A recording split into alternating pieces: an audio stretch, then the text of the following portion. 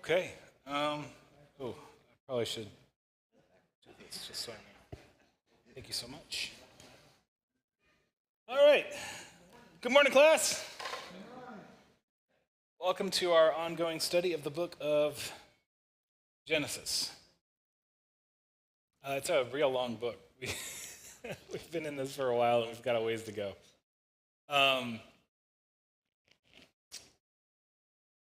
So, to get you caught up, just dive right into our review and then we'll get going. Book of Genesis begins with the account of God creating the universe, and he does so from nothing using only his word. That story is retold and reframed in the Gospel of John, letting us know that the word by which all things was created was indeed Christ himself, the Son of the Father, eternally begotten before all worlds. Hello and welcome. When God made all things, they were good. There were some omissions in his creation. Firstly, Adam did not have a mate to begin with, and that was found to be not good. And if you were here for the sermon last week, you would have heard me talk about that. Briefly, it was a reference, not the text I preached on. And I think that was done in part for Adam's sake, that he would appreciate the value of his partner, that he would love her and understand that, in the words of, to paraphrase Jerry Maguire, she completes him. The other omission from creation is God conveniently left out all the bad stuff, which includes the knowledge of bad stuff. But it is precisely that knowledge that Adam and Eve covet, and they seize for themselves by eating the fruit that they were forbidden to eat.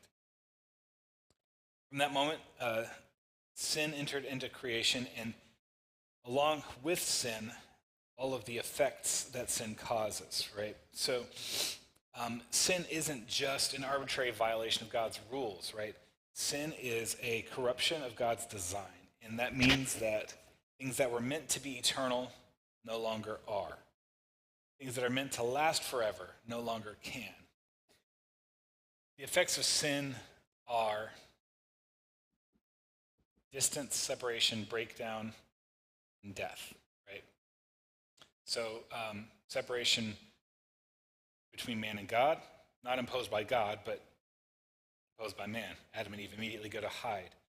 A separation from one another, and you see this immediately.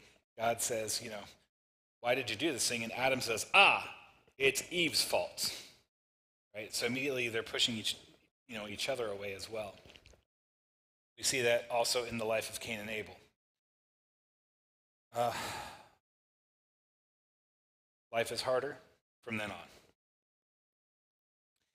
In Cain and Abel, we see that there's already a practice of worship and sacrifice involved. Abel seems to bring his best from his heart.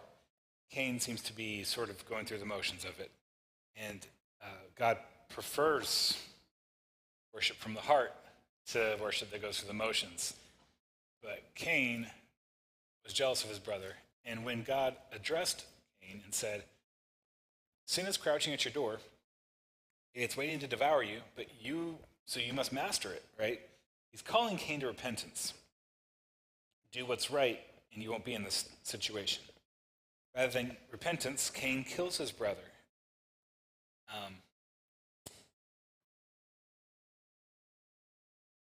He's driven off, but protected by God. And he has a flourishing civilization come from him in short order. From the line of Seth, who was their son after Abel, we follow the story And with each passing generation, wickedness increases. And it gets real bad. I mean, it gets so bad that the Bible says that everybody was violent all the time.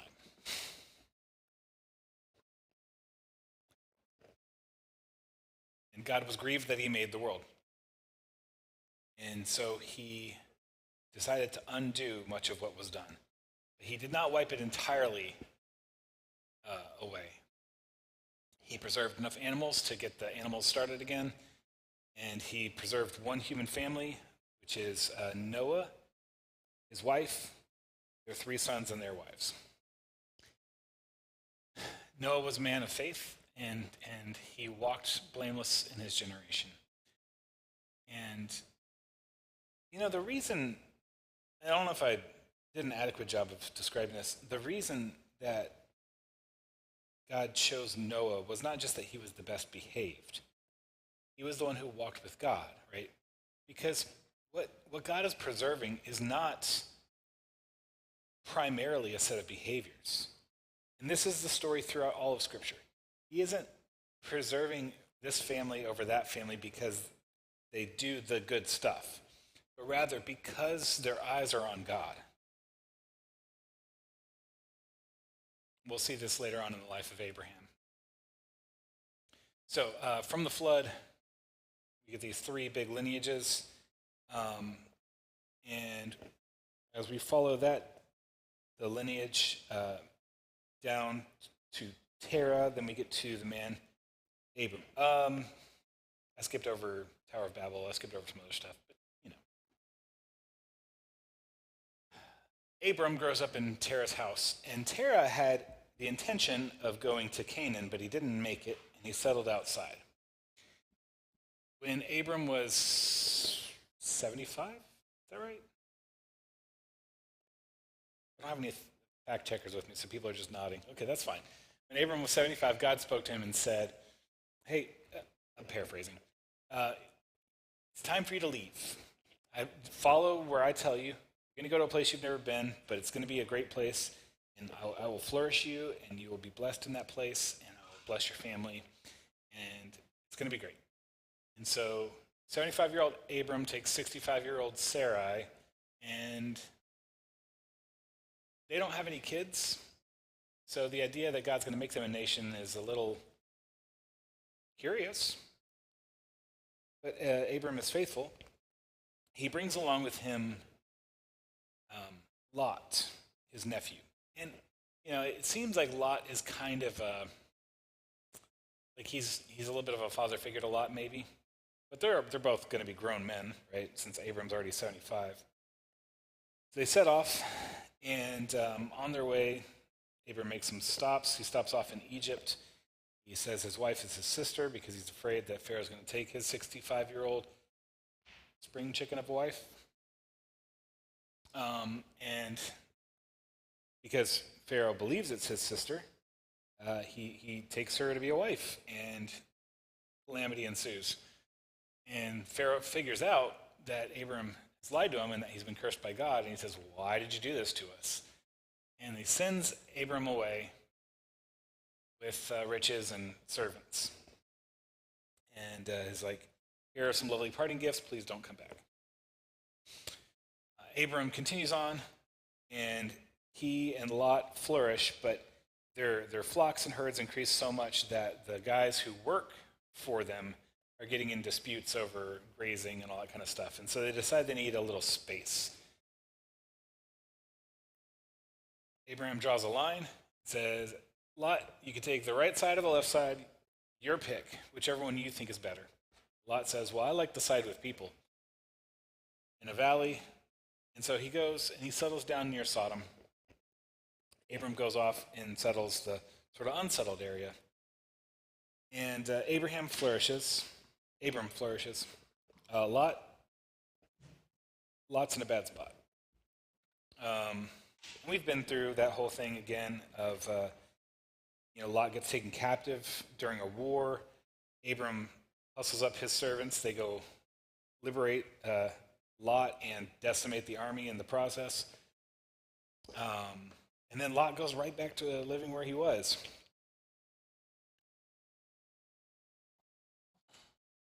God repeatedly promises to Abram that he will make a great nation of him and that he will have children, as numerous as the stars. And Sarah's getting a little impatient about this. Sarai is getting a little impatient about this. And she says, well, he promised you. He didn't promise me. Maybe what he meant is for you to take my servant girl and have children through her. And so he takes Hagar to be his wife. They have Ishmael, causes strife in the family. Abram takes her as a wife, but not really as a wife, because clearly, there's no expectation that he's going to treat her as well as he treats Sarai. And Hagar starts making Sarai miserable because Hagar's had a baby, she's going to have a baby, and Sarai still hasn't. Sarai mistreats her. It's a mess.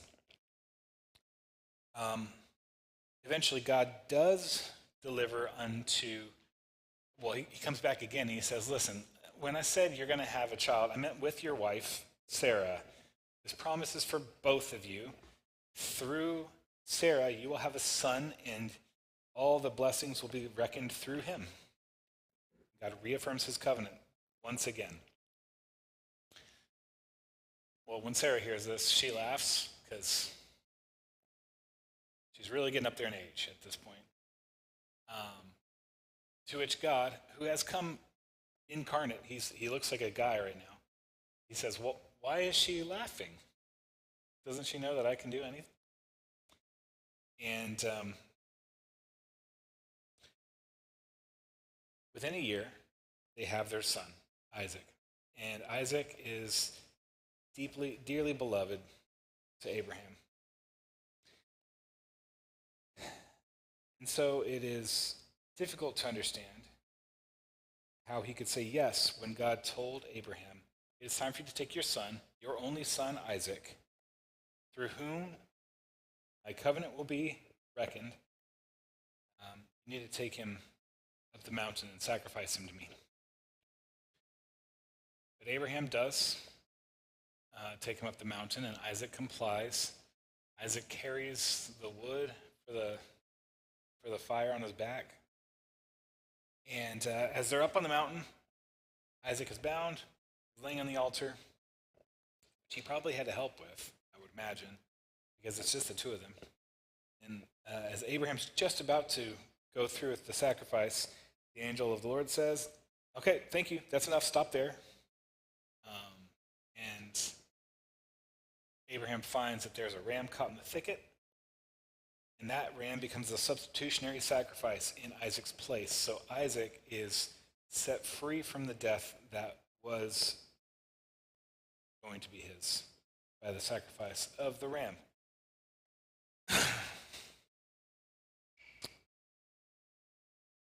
They all go home. Things are good.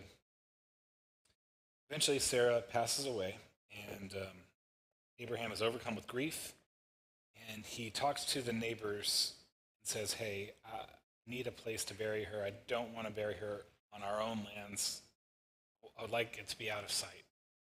And the neighbors are like, yes, of course, here's a place. We'll just give it to you. And Abraham's like, no, thank you.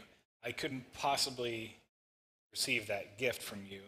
It would cost so much. And the guy's like, yeah, well, it would cost so much, but what's that between friends? And Abraham's like, exactly. So he cuts a check for so much and gives it to him, right? And Sarah's buried there. And Abraham gets to thinking, I probably don't have long for this world either. And Sarah's death is hard on me. It's also really hard on Isaac. I need to find him a wife. And so he does not want Isaac marrying any of the local girls. He wants somebody from back home. I would suggest to you probably because he wants somebody who shares their culture and values, particularly their faith in God. Doesn't say all that, so that's sort of implicit. So he sends his servant to go find a wife for Isaac amongst Terah's people, right? And so the guy takes 10 camels and a whole bunch of swag, and he goes to find a wife. And he parks the camels near the watering hole outside the camp where Terah's family lives. And he says, "Okay, God, it's game time. I don't want to mess this up, so I need a sign from you who the right woman is. So I'm going to ask when the women come to draw water. I'm going to ask if they'll, I'll ask a woman if she'll draw me water. And if her response was yes, and I'll water your camels too, I'll know she's the right one. Well, time to fill the watering pots comes. The women are walking out. He sees one beautiful young lady, and he's like, hey, maybe that's the one. So he asks her, would you draw me some water? She says, yes. Oh, and let me water your camels too. And so he's watching. Is for real? Is she really doing it? He's excited. He's praying about it. And after she does it, he says, could I maybe come home and meet your family? And she says, sure thing. So she brings him back to the house, and he brings all his stuff. And he says, hey, I would like for this young lady, Rebecca, to marry my master's son, Isaac.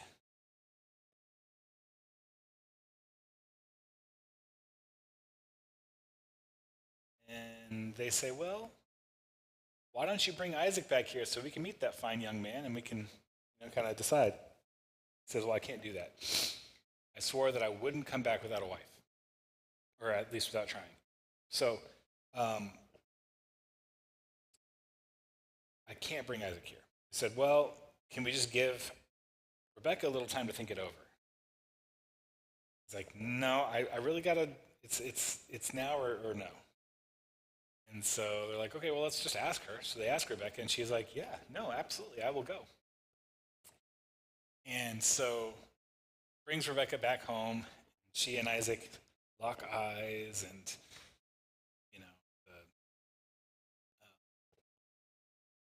the sweeping romantic love song fills the air, and they drift up to each other, and they love each other. It's beautiful. And last week we got through the birth of their children. It's taken them a long time to have a baby too,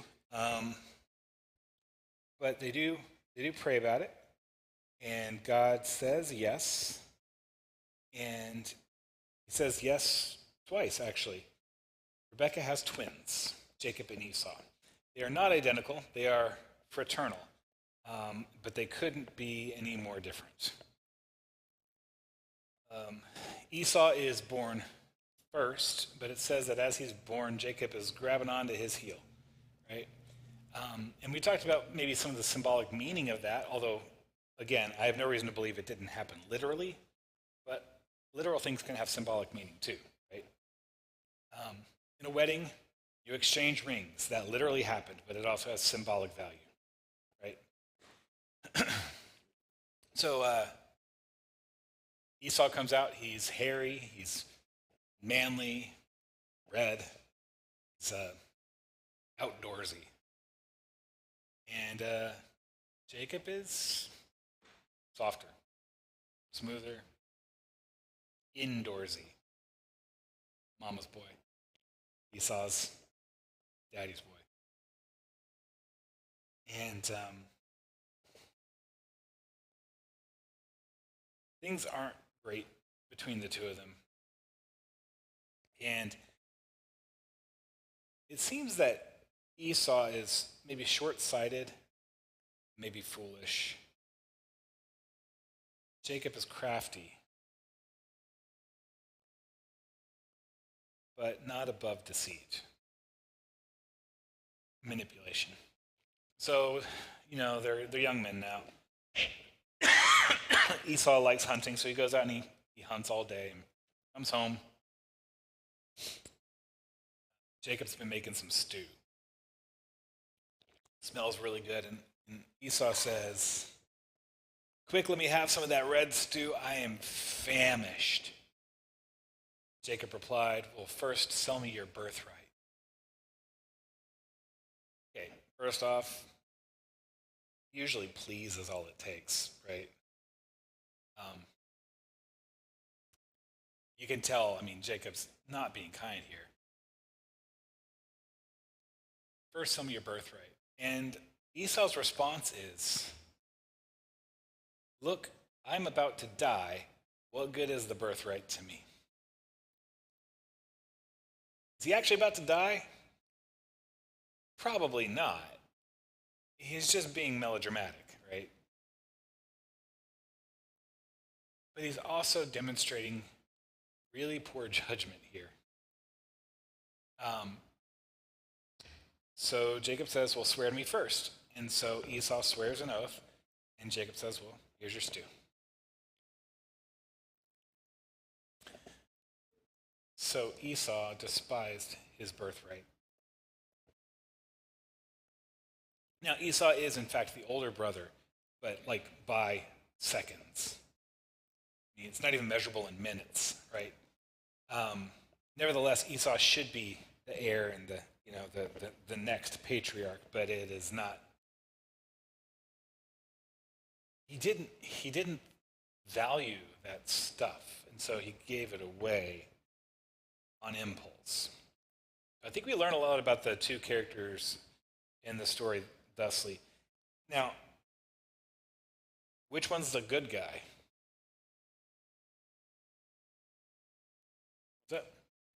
Yeah, really neither, right? They're both bad in their own way. But as so often happens in the world, the foolish and short-sighted get taken advantage of by those with a longer vision. That brings us up to Genesis chapter 26, and that will be where we begin our study for today.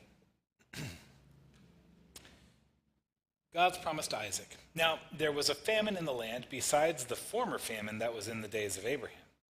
And Isaac went to Gerar to Abimelech, king of the Philistines. And the Lord appeared to him and said, do not go down to Egypt. Dwell in the land of which I shall tell you.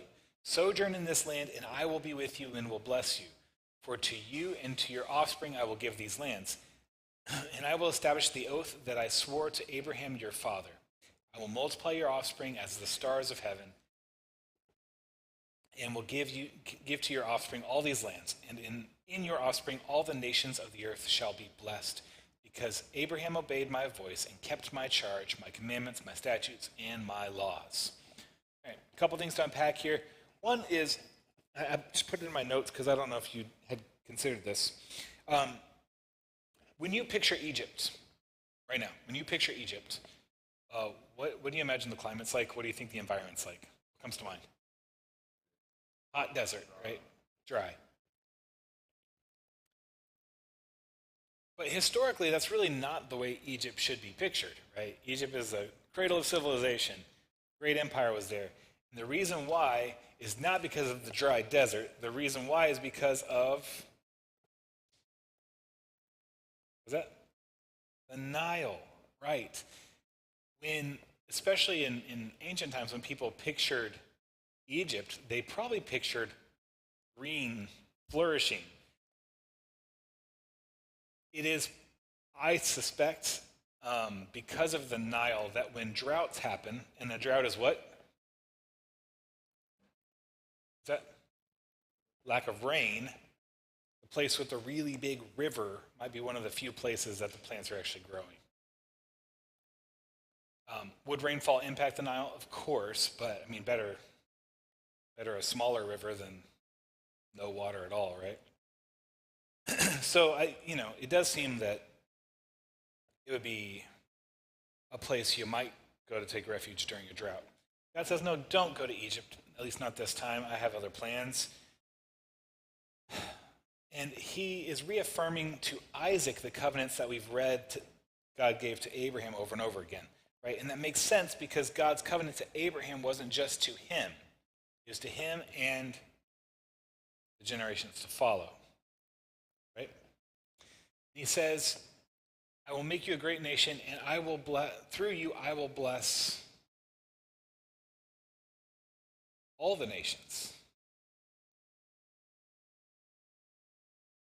I want to take a short sidestep to talk about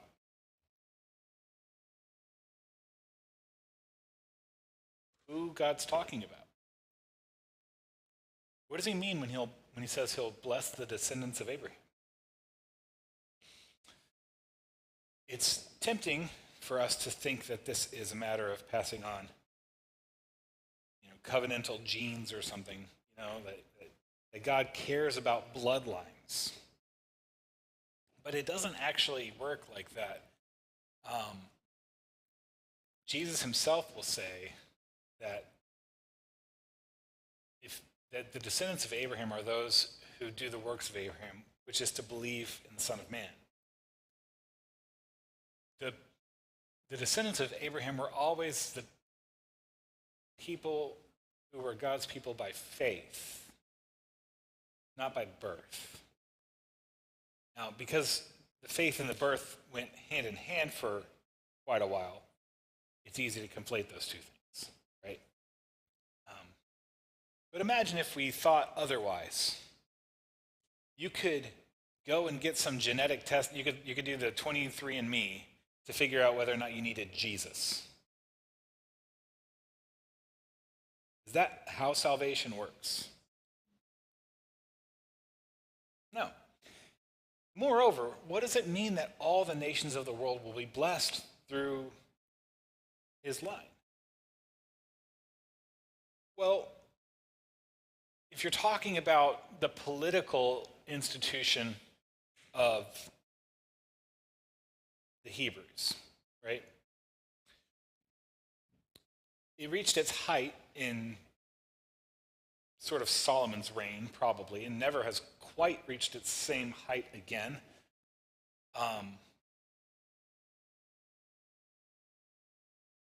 Was he a blessing to all nations? Well, yeah, I guess, but in a sense that he provided services for them, but mostly they all brought him tribute.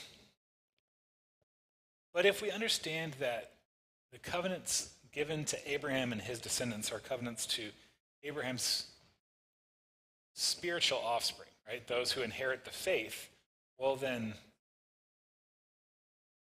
we could say this is about the church.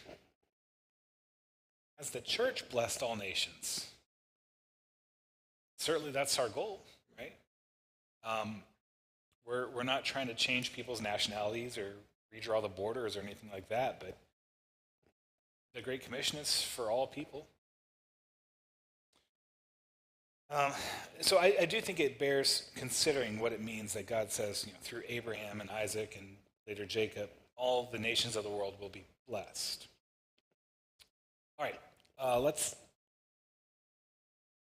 keep going. One more thing. So he says, I'm going to do all this stuff because Abraham kept my covenants and my laws, and he observed all that I gave him.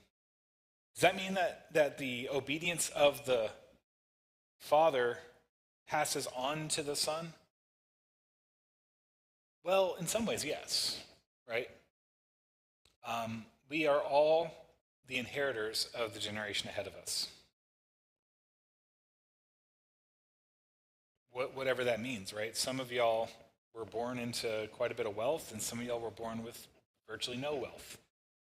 Some of y'all were born with a storytelling culture or an inheritance of great cooking recipes or whatever, right? And this is true as well of faith, right? If you had faithful parents who honored God, well, you did benefit from that. Now, whether or not you uphold that legacy and then pass it on again to the next generation, that's an open question. Just like if you inherited wealth but you mismanage all the money, it could be gone before the next generation. All right. Verse 6. So Isaac settled in Gerar. When the men of the place asked about his wife, he said, "She's my sister." For he feared to say my wife, thinking, lest the men of the place should kill me because of Rebekah, because she was attractive in appearance. Does this story sound familiar? We were just talking about inheritance, right? Yeah, like father, like son. It's the same move that Abraham pulled twice, once right here. Right? Why did Abraham do that, and why is Isaac doing this? Did God not just promise to Isaac that he would make a great nation of him and bless him? Was that not just what we read? If that's true, shouldn't he trust that God would protect him? Why would he potentially give his spouse away if God had just made promises to bless them and their children? So again, we see in Isaac that same weakness, that same lack of faith as we saw in Abraham. Of course, in Abraham, over the course of his life, he grew in faith, and we presume that probably the same will be true of Isaac. When he had been there for a long time, Abimelech, king of the Philistines, looked out of a window and saw Isaac laughing with Rebekah, his wife. So Abimelech called Isaac and said, "Behold, she is your wife. How then could you say she is my sister?" Isaac said to him, "Because I thought lest I die because of her." Okay. I just want to pause here real quick because it's probably a weird idiom, but not so weird. What's translated here as laughing with his wife, it has the same root as his own name, Isaac, right? Which means laughter, or like laughing, because remember, Sarah laughed when she heard the news. What if I said that a maybe looser, but maybe a little bit more approachable translation would be something like, he saw them fooling around. I think you'd get that, right? So that's sort of the implication here, is that whatever you want to take that phrase to mean, certainly as Abimelech looked in on them, they weren't behaving as brother and sister, but as something more intimate.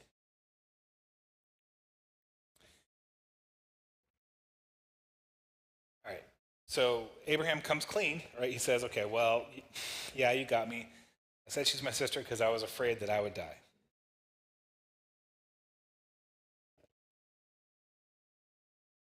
Abimelech said, "What is this you have done to us? One of the people might easily have lain with your wife, and you would have brought guilt upon us." So Abimelech warned all the people, saying, "Whoever touches this man or his wife shall surely be put to death." Okay, that's pretty extreme. I would have thought he could have just said, "Hey, they're married." But actually, if you watch what's going on here, this isn't just about informing everybody that they're a married couple. He's putting Isaac's fears to bed. Isaac's fear is that somebody will kill him and take his wife. And the king is saying, "No, listen, I'm going to protect you. I'm going to say if anybody lays a hand on your wife, I'm going to kill them." So there's no more motive.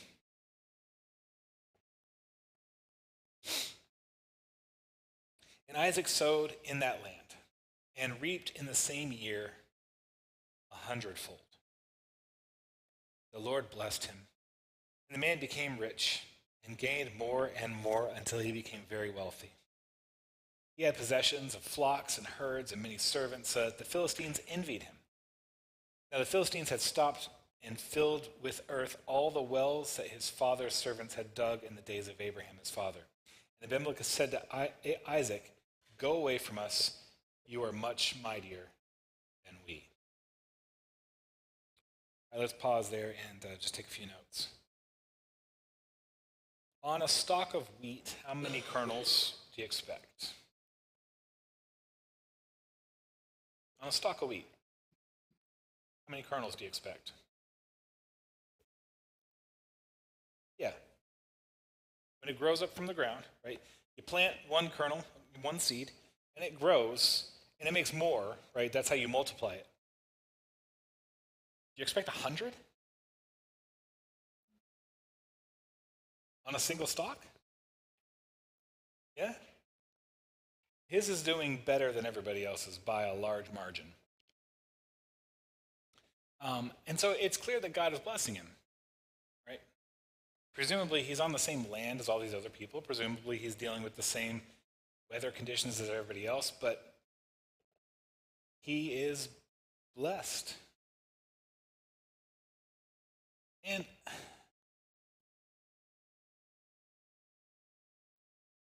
if their relations were better, maybe, they might see that as an asset, right? But they don't. God does bless Isaac, and this is during a time of drought, so to have an abundant source of food, that's no small thing. I also imagine that Isaac probably could have done things as a goodwill gesture, but again, I don't know. Like, desperate times are dangerous times. If he started giving grain away, maybe people would say, well, that's nice, but I'd rather have your field and just be violent or mishandle him. I don't know. I don't have enough information to judge all that. But God blesses him, and they're jealous. The other thing I wanted to note is, did you notice what it said the Philistines were doing around the countryside? They had been filling in the wells that Abraham had dug.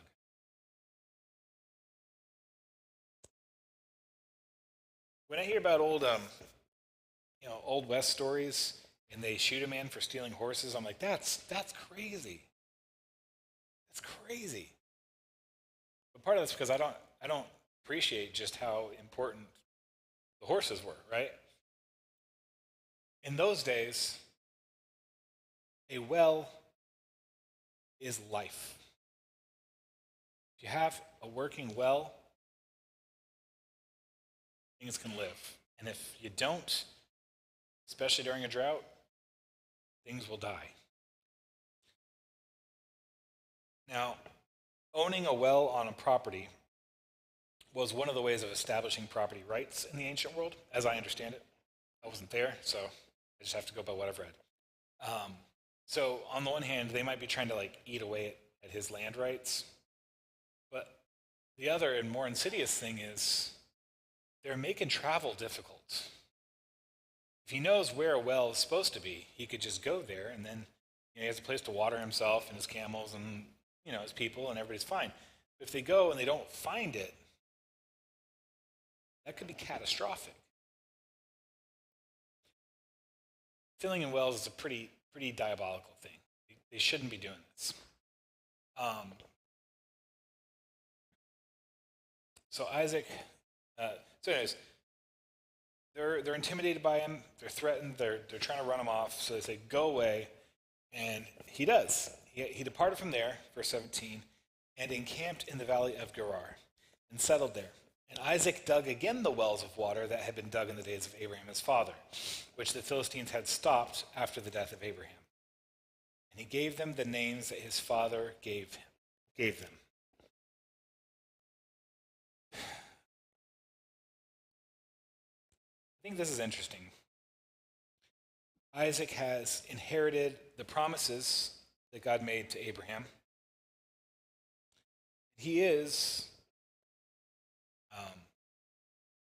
restoring the land that God had gave to Abraham. So now he's digging Abraham's wells. In none of this is Isaac expanding. God said, "I'm going to make you a great nation." All he has to show for that right now is twins. But otherwise, no more land, no more whatever. He's kind of in a holding pattern from where God left Abraham. Maybe a little bit of a spirit of restoration, right, as he's trying to undo damages that were done when Abraham died. This does kind of show Isaac as being the proper heir, taking Abraham's place and all this stuff, but, he's still just kind of treading the steps of his father. But when Isaac's servants dug in the valley and found there a well of spring water, the herdsmen of Gerar quarreled with Isaac's herdsmen, saying, "The water is ours." And so he called the name of the well Esek, because they contended with him. Then they dug another well, and they quarreled over that also. So he called its name Sitnah. He moved from there and dug another well, and they did not quarrel over it. So he called its name Rehoboth, saying, "For now the Lord has made room for us, and we shall be fruitful in the land." I guess you could say, in a sense, this is him starting to bless the other nations, right? Because he's digging wells for them and then leaving it for them. He probably has a legal standing to say, "No, I dug this well. This is my water." But I don't know how well that stuff is defended, and he might well be very outnumbered. But he gets far enough away that they leave him alone, and that's fine. Verse 23, from there he went up to Beersheba. And the Lord appeared to him the same night and said, "I am the God of Abraham your father. Fear not, for I am with you, and will bless you and multiply your offspring for my servant Abraham's sake." So he built an altar there and called upon the name of the Lord and pitched his tent there. And there Isaac's servants dug a well.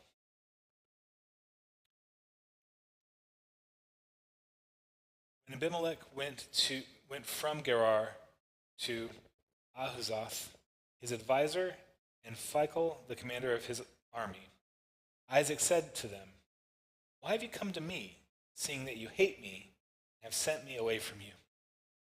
They said, "We see plainly that the Lord has been with you." So we said, "Let there be a sworn pact between us, between you and us.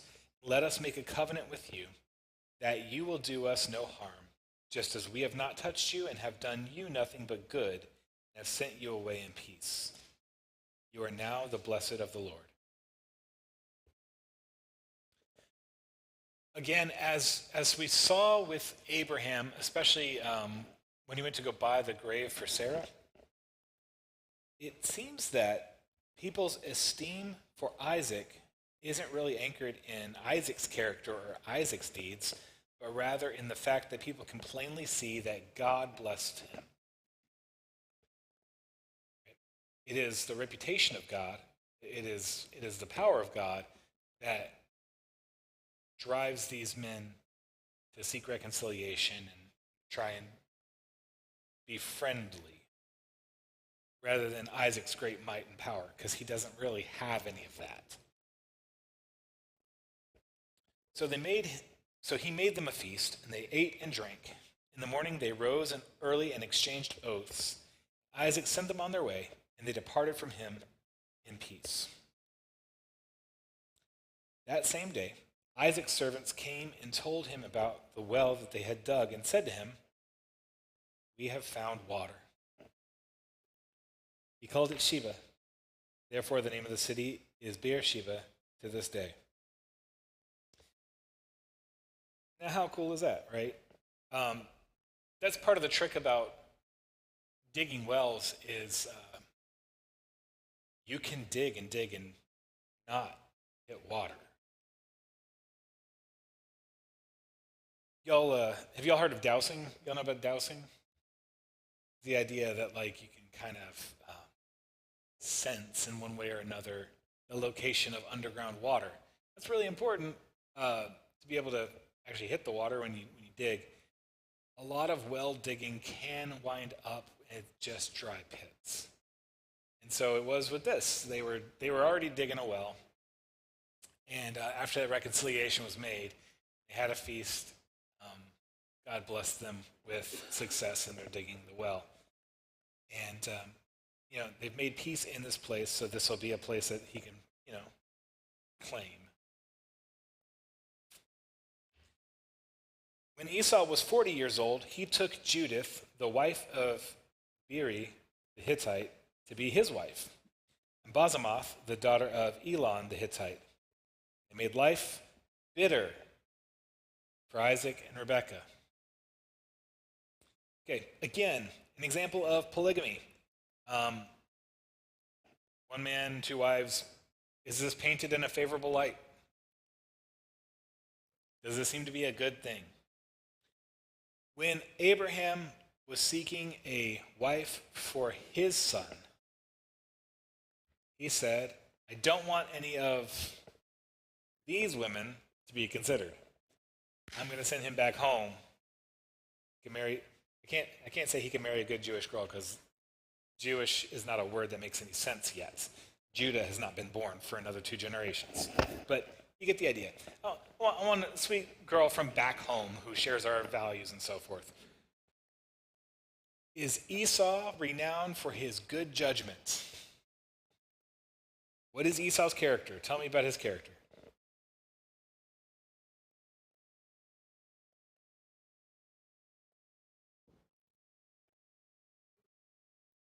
Yeah, he's impulsive, maybe. Impulsive, yeah. What else? Short-sighted.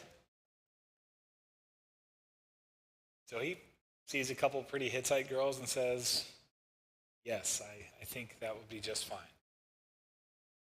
I don't know if that's going well for him, but it's obviously not going well for Isaac and Rebekah.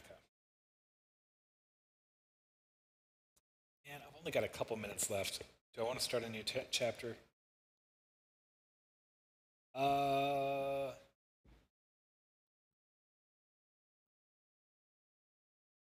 No, I don't think so. I think we might just wrap a little bit early today.